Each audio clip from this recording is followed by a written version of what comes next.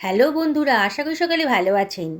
আপনারা কি জানেন গরম তেলের ভেতরে ছোলার ডালের বড়া দিয়ে অসম্ভব টেস্টি একটা রেসিপি তৈরি করা যায়, যেটা একবার খেলে আপনাদের সারা জীবন মুখের স্বাদ লেগে থাকবে।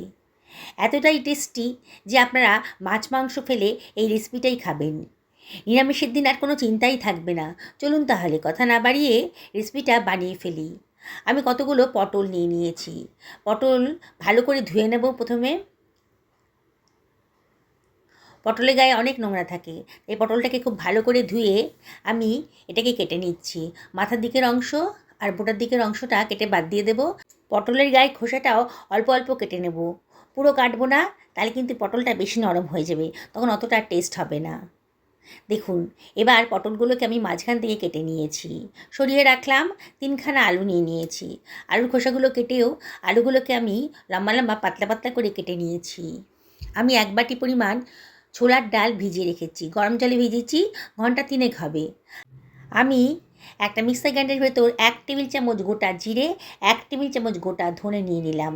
আর নিয়ে নিচ্ছি 1 টেবিল চামচ মতন পোস্ত দানা। 1 টেবিল চামচ বেশিই দেবো, তাহলে খুব সুন্দর একটা টেস্ট আসবে। 1.5 টেবিল চামচ মতো দিলাম। আর দিয়ে দিচ্ছি 1 টেবিল চামচ লবণ। দিয়ে এটাকে গ্রাইন্ড করে নেব। অল্প মশলা, তাই জন্যে লবণ দিয়ে গ্রাইন্ড করবেন। এবারে এর ভেতর দিয়ে দিচ্ছি 1.5 ইঞ্চি পরিমাণ আদা কুচোনো, আর একটা টমেটোকে কুচি করে রেখেছিলাম দিয়ে দিলাম।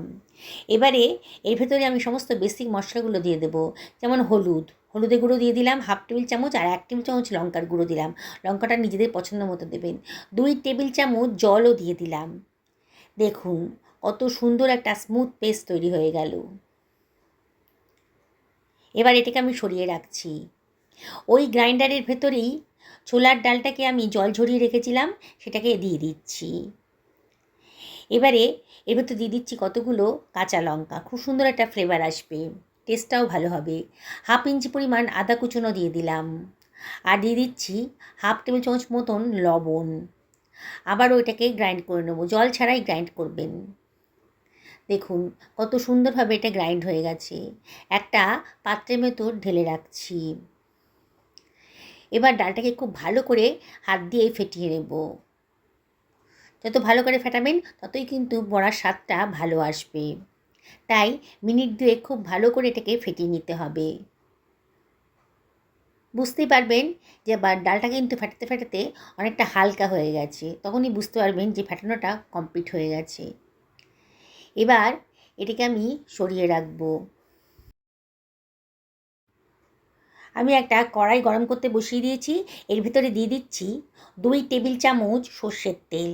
তেলটা যখন গরম হয়ে গেছে, তখন ফেটানো ডালটা থেকে গোলা করে বড়া সাইজে বানিয়ে নিচ্ছি। খুব বেশি বড়ও করব না, আর খুব বেশি ছোটও হবে না। বন্ধুরা, রেসিপিটা ভালো লাগলে পরে লাইক শেয়ার কমেন্ট করতে কিন্তু ভুলবেন না। আর যেসব বন্ধুরা দেখছেন অথচ এখনও আমাকে সাবস্ক্রাইব করেননি, তাদের কাছে আমি একান্ত রিকোয়েস্ট করব আমার চ্যানেলটা সাবস্ক্রাইব করার জন্যে। পাশে থাকা বেল আইকনটা অবশ্যই ক্লিক করে দেবেন, তাহলে আমার রান্নার নোটিফিকেশানটা আপনারা চটজলদি পেয়ে যাবেন। আমি ডালের বড়াগুলো দেওয়ার পর চামচ দিয়ে দেখুন কীভাবে করছি, একটু তেল ওপর থেকে ছিটিয়ে ছিটিয়ে দিচ্ছি, তাহলে ওপরের পোর্শনটাও সুন্দরভাবে জমে যাবে। আর তখন বড়াটা আমি তাড়াতাড়ি করে ভেজে ফেলতে পারবো। দেখুন এবার উল্টে পাল্টে বড়াটাকে ভালো করে ভেজে নিচ্ছি। গ্যাসের ফ্লেমটা মিডিয়াম টু হাইতে রেখেছি। বড়ার কালারটাও চেঞ্জ হয়ে গেছে, বোঝাই যাচ্ছে বড়াগুলো ভাজা হয়ে গেছে। তুলে রাখলাম অন্য একটা পাত্রের ভেতরে। ওই তেলের ভেতরেই 1/4 টেবিল চামচ লবণ দিলাম, আর 1/4 টেবিল চামচ হলুদের গুঁড়ো দিলাম। গ্যাসের ফ্লেমটা এই সময় কিন্তু একেবারে লোতে রেখে দিয়েছি। এবার কেটে রাখা পটলের টুকরোগুলো আমি এর ভেতরে দিয়ে দিচ্ছি। দিয়ে আবার গ্যাসের ফ্লেমটা মিডিয়াম টু হাইতে করে দিয়েছি। দিয়ে এগুলোকে একটু ভেজে নেব।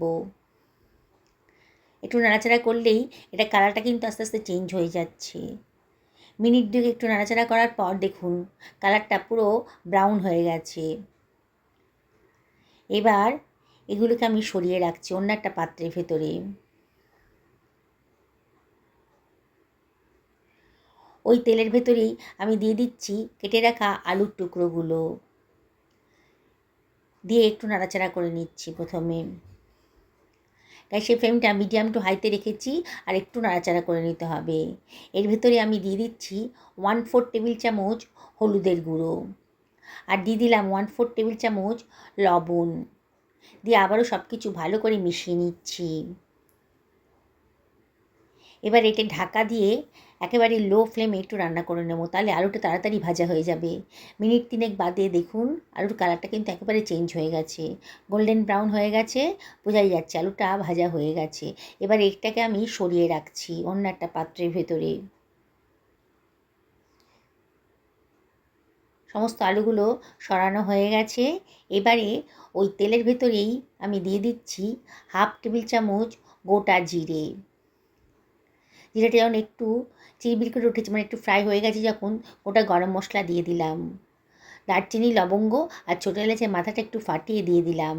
দিয়ে গ্যাসের ফ্লেমটা লোতে রেখে একটুখানি ভাজা ভাজা মতো করে নেবো। সুন্দর একটা গন্ধ বেরোতে শুরু করেছে যখন, তখন আমার গ্রাইন্ড করে রাখা মশলার পেস্টটা দিয়ে দিলাম। বাটি ধুয়ে অল্প জলও দিয়ে দিলাম। গ্যাসের ফ্লেমটা মিডিয়াম টু হাইতে রেখে আবারও সব কিছু খুব ভালো করে মিশিয়ে নিচ্ছি। মশলাটা খুব ভালো করে কষিয়ে নিতে হবে। যত ভালো করে কষাবেন ততই কিন্তু রান্নার টেস্টটা ভালো আসবে। আমি এটা ঢাকা দিয়ে করছি, তাহলে তাড়াতাড়ি হয়ে যাবে। মিনিট 2-3 এটাকে ঢাকা দিয়ে রান্না করবেন। দেখবেন মশলার গা থেকে কিন্তু তেল বেরোতে শুরু করে দিয়েছে। মাঝে মাঝে ঢাকনাটা খুলে একটু নাড়াচাড়া করে দিতে হবে। মশলার কালারটাও চেঞ্জ হয়ে গেছে আর মশলার গা থেকে তেলও বেরোতে শুরু করেছে। এইবার ভেজে রাখা আলুর টুকরোগুলো আমি এর ভেতরে দিয়ে দিলাম। দিয়ে সব কিছু আবারও খুব ভালো করে মিশিয়ে নিচ্ছি। অসম্ভব টেস্টি রেসিপিটা তৈরি হতে চলেছে। একবার খেলে না বারে বারে করে বানাতে ইচ্ছে করবে, এতটাই টেস্টি।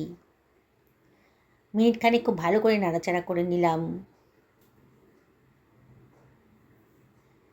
এসব বন্ধুরা ফেসবুক থেকে দেখছেন রেসিপিটা, তাদেরকে আমি রিকোয়েস্ট করব আমার পেজটা ফলো করার জন্যে। এবার ভেজে রাখা পটলের টুকরোগুলো আমি এর ভেতরে দিয়ে দিচ্ছি। দিয়ে আবারও সব কিছু খুব ভালো করে মিশিয়ে নেব। আমার এই চ্যানেলে আমি নিত্য নতুন রান্না করতে বেশি পছন্দ করি, আর ঘরোয়া উপাদান দিয়েই বেশি পছন্দ করি, মানে আমাদের হাতের কাছে যে উপকরণগুলো থাকে। তাই আমার রান্নাগুলো আপনাদের কীরকম লাগছে অবশ্যই কমেন্ট করে জানাবেন। দেখুন একটু নাড়াচাড়া করে রাখার পর আমি দিয়ে দিচ্ছি এই 200 মিলিলিটার মতো দুধ। দিয়ে আবারও সব কিছু খুব ভালো করে মিশিয়ে নিচ্ছি। বললাম তো নিরামিষ রান্নার টেস্ট যে এত সুন্দর হতে পারে, আপনারা রেসিপিটা না খেলে বুঝতেই পারবেন না। এবার ঢাকা দিয়ে এটাকে রান্না হতে দেবো মিনিট 5-6। মিনিট 5 বাদে ঢাকাটা তুলে আবারও সব কিছু খুব ভালো করে মিশিয়ে দিচ্ছি।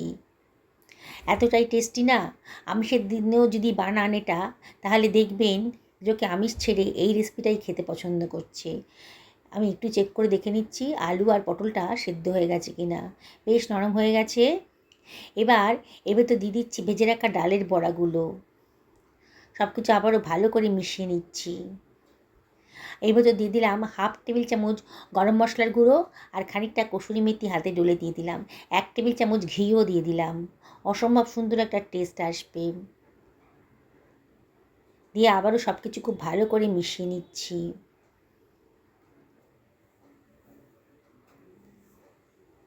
আবারও ঢাকা দিয়ে এটাকে মিনিট 5 লো ফ্লেমে রান্না করে নেব। 5 মিনিট বাদে দেখুন ঝোলটাও ফুটতে শুরু করেছে, বোঝাই যাচ্ছে ডালের বড়াগুলোও কিন্তু বেশ নরম হয়ে গেছে। আবার একটু নাড়াচাড়া করে দিচ্ছি। আমি আজকে চিনি ইউজ করলাম না, যদি আপনারা পছন্দ করেন তাহলে চিনিটা দিয়ে দেবেন। আমি একটা সার্ভিং প্লেটে এটাকে দিয়ে দিচ্ছি। দেখুন বন্ধুরা কতটা লোভনীয় হয়েছে। আমি আপনাদেরকে আবারও রিকোয়েস্ট করব, একদিন আমার মতন করে এই নিরামিষ রেসিপিটা বাড়িতে বানিয়ে ফেলুন। পরিবারের সকলকে খাওয়ান, নিজেও খান, দেখবেন সকলে খুব মজা করে খাচ্ছে। ডালের বড়াগুলো একবারে নরম হয়ে গেছে। সুস্থ থাকুন, ভালো থাকুন এই কামনা করে ভিডিওটা শেষ করলাম। নমস্কার নেবেন।